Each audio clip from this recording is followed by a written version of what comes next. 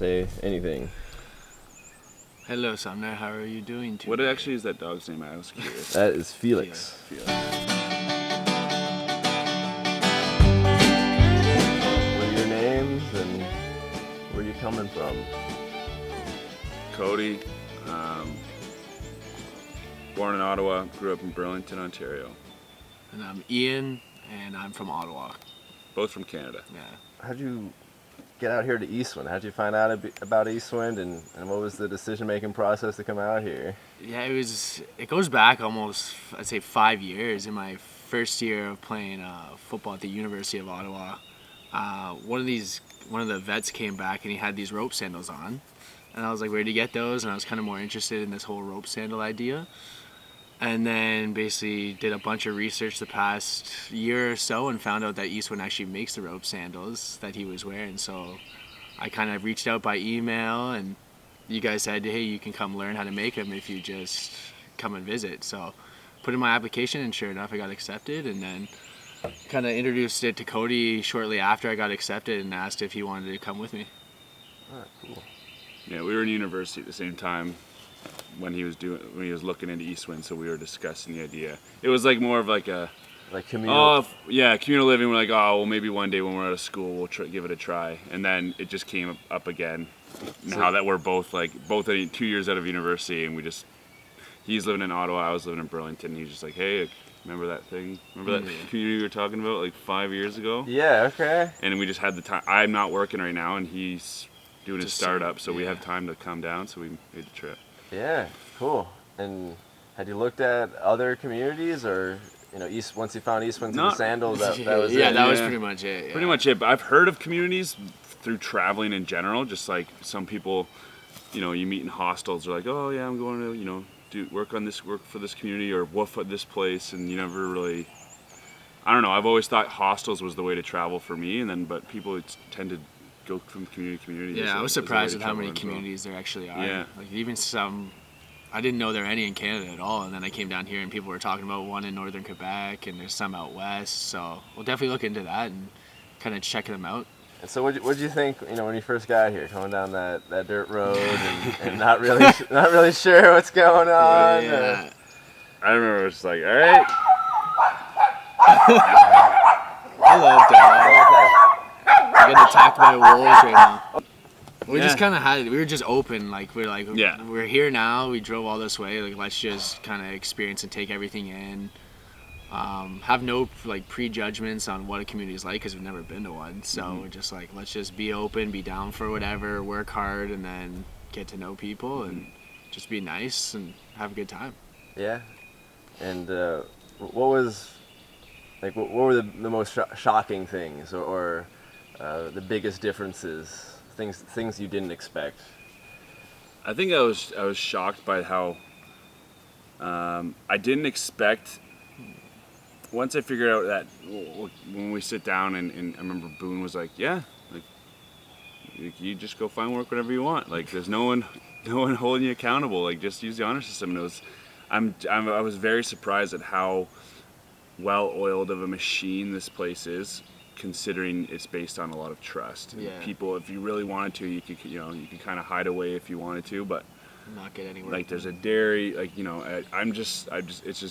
it kind of blew my mind how I think a lot of other people I know would take advantage of situations like that where they know they could probably get away with, you know what I mean, and not do their part. But here it blows my mind how well people are working together with such little constraints. And you think in the outside world that constraints are so crucial to making systems work, and you need to have certain boundaries, but there's so much less boundary here, and it seems to work very well, which I think was the biggest shock to me. I was expecting it to be not as well oiled as it is. Yeah, everything that needs to get done just gets done at the end of the day. Yeah. The biggest shock for me was how much you guys actually use your land. You own just under 2,000 acres, but you're kind of situated on just a few acres of that, and how much you're able to produce and provide for the 70 members here. It's pretty amazing. And I just learned a lot when it comes to just dairy farming. Being a city kid, I've never milked a cow, never really grew my own garden. just little things like that you kind of learn here, which is awesome. It's a huge aspect that I didn't really know how much I would know going in, but picked it up pretty fast, and it's a lot of fun. The agriculture aspect, was that an interest coming in, or once you were here, and that's a big work for visitors plugging into those areas? Yeah, I think I plugged in because it was just, there's tons of stuff that needed to be done. So eventually I found myself spending a lot of hours in like the agriculture and gardening and stuff, but that stuff also interests me a lot. Like Richard knows so much about just about every plant, and he's just so knowledgeable that it's just cool to just hang around with him in the afternoon and kind of learn and just help out. Yeah, I got my family's Portuguese, and I got a background in, well, my grandparents in Portugal and in Canada both own farms, and it's just kind of one of those things that I've always been around, but I've never really learned, and I've never really had I haven't been around my family enough, I guess, to have a chance to learn, but I had definitely an interest when I was coming down here. I knew that I wanted to help out on the farm, meet Ish, and then meet Richard and help out in the gardens, just to work on that kind of self-sustaining, working with the earth and the natural environment to try and grow your own food. So I knew that I wanted to learn that when I came down here, and I also spent a lot of time with Luda and with Mandar, learning how to make cheese, learning how to make bread. All that stuff interested me. I didn't know that actually was done here, the making of the bread and the cheese. I was surprised when I heard that, and as soon as I heard that it was possible to hop in and watch and learn, I did right away, because I definitely something I'm interested in. I'm hoping that I learned enough while I was here that I can bring it back.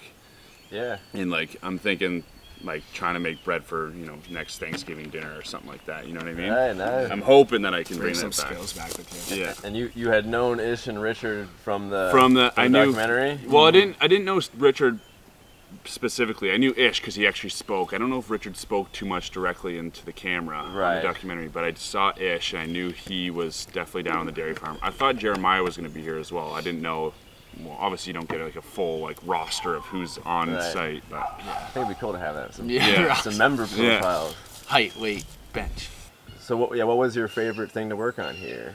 What was your favorite project?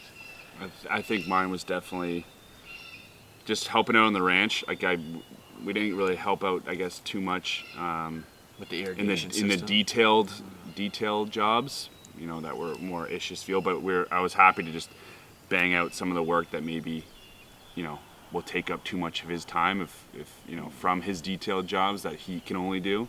So I like to be down there and just be out in the sun, and we were filling in those holes for a while, but also digging a lot of holes. Yeah, a lot of just mindless work, which I'm happy to do, because I know that he's got other things that he wants to be doing, not be filling in holes, right? Yeah. And then obviously, like I just said, the Luda and Mandar was probably the one thing that I'm hoping that I can at least hold on to and bring back, and at least at the end of the day have the confidence that I know it can be done, because I'm obviously not going to remember all the steps that they told me, but if I'm to go home, I know that you can learn how to do this and do it properly at home, and even though I don't remember everything, I can go home, I can do the research again, and then the gears will start clicking again. I'll remember little tendencies that they had and things that they saw when they were making their bread and their cheese, that I can hopefully do it again myself. Yeah, definitely. Just the confidence. Yeah. But the ranch was one of my favorites. Being around the cows, being around the chickens, and the goats, and it's just it's different being a city kid, being around animals like that. It's a lot of fun, and you give us tons of time to kind of. When we were working hard on the ranch during the day, or in the morning, we had tons of time to just kind of spend ourselves in the afternoon and go explore and go on some adventures. So the ranch was definitely my favorite aspect work-wise. Yeah, and you found it pretty easy to get your 5 hours in. Exactly, you can crush the hours in the morning, and there's always something to do. We would go down there, we wouldn't even have to ask people what we needed to do. We just knew, so we could get it done. And that was a good thing that I think we did when we came in. We asked Ish and we asked Richard, all right, what are 3 things that we can do whether you're around or not, you know what I mean? Yeah. And Ish was these holes need to be filled in, and Richard's you need to move this hay from here to here, cover this land. It's okay, perfect. Yeah. So whenever you're not around and we don't have to, if you're busy doing something, we can just go and start banging out that work, you know what I mean? That was, I think, was helpful from the beginning. Yeah, we had no issues getting hours. I would recommend doing that if you were to visit. find out 3 jobs from each manager that can be done whether they're around or not. That's just mindless, that they don't need to be, supervising and making sure that, details are correct. Yeah. Right. And And you're I not think gonna that, screw anything up. yeah, like just fill in the hole. Like it's pretty simple.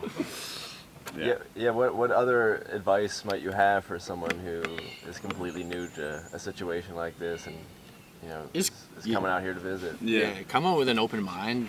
Like everyone's from different backgrounds here. Everyone's from a different spot. Like I guess most are American, but like they come from the east, the west, the north, the south. So just come with an open mind. Don't be a dick to anyone. Like just kind of float around, get your work done, because it goes a long way here. Like put in the extra effort. They see that. Everyone sees that, and just make introductions. Be nice to people, and they'll be nice back, and kind of open up to you. Like during the first week, it's kind of tough because there's not maybe as much work to be needed or to get done because you don't really know what's what. But get to know people over that time, and they'll open up eventually, and then you become good friends after a short period of time. Yeah, I think the best way to make connections with people, and just in general, it doesn't matter if it's here or not, is to do something with them. And the best way to do that is just to hop into their field and like do work, like just start working with them right away. Just what do you need me to do? And I think that's the best way to make connections with people here, and that's the only way that people are going to open up with you as well, is if you're working together on a common goal. Like, and I think that's what went a long way for us when we were here. Just focus on getting our work done first, and have an open mind to be don't step on people's toes. Like you're doesn't matter where you are, you got to be trained to work a certain job at a certain location. Like it's whether you think you're a good cook in one kitchen, like this kitchen's totally different. Not to say I'm a cook in any way, I did not touch the kitchen at all, but each kitchen works differently, and you can't just don't step on people's toes, and learn and Have fun. Yeah, I think just have fun, and just everyone here is super welcoming, but I think that everyone's also weary that people are just, you don't want to come in and just make it look like you're having a free ride, and just everyone else here is working hard, so you better work just as hard as well. Cool. And were you guys comfortable here? Did you? Oh yeah. How'd you like the accommodations? How'd you like the food? Food was amazing. Food was unbelievable. I couldn't believe that. Like everything's so fresh. Like you go and harvest some lettuce, and then you see it in the salad like an hour later. It's pretty cool. The herbs are obviously involved with almost every dish, and I was surprised with how much you guys actually grow here to accommodate so many people, and how much of the food that is served like in a buffet style is like your East Wind's food. So it's pretty cool in that sense. But yeah, like the pizza night was amazing. We had like pad thai like twice, and that's my favorite dish. So it was pretty cool. Yeah, no, the food was really good. I had no complaints about any night. Yeah, Like, I had like seconds I think I had seconds. Yeah. I was definitely well fed. I actually, that was one of the things that I expected. When I came, I brought a tub of protein powder. I was like, just in case, like I don't know how much food there's going to be, so I have some sort of calorie supplement. Yeah. But It's like I haven't even touched it. fresh peanut butter, almond butter, all the time. I feel like I might even gained a bit of weight. Yeah. No, definitely. And the accommodations are great too. Like there's 3 of us in our room. So loft. Yeah, and a nice loft style. It's comfy. Yeah, everything was good. We had our own shower downstairs, so it was great. And anything else on your mind or anything? I just want to say thank you to all the East Wind, pretty much. Yeah. Yeah, thanks for having us, and hopefully we'll be back sometime soon. Yeah, dude, you're always welcome for sure. Thanks for having us. Yeah, we got a few Facebook names that we got to add when we leave. Only a few. But we were gonna probably write a note up to say thanks on our way out, but maybe they'll see this as well. So No, totally do that. Okay. Yeah, that's common that people do that when they come through, cool. Yeah. and people love seeing that. Okay, nice. perfect. Well, you'll write that up this afternoon then. Cool. Thank you guys. Thanks, Oh, money, you're a bitch. I'm gonna die without you in a ditch.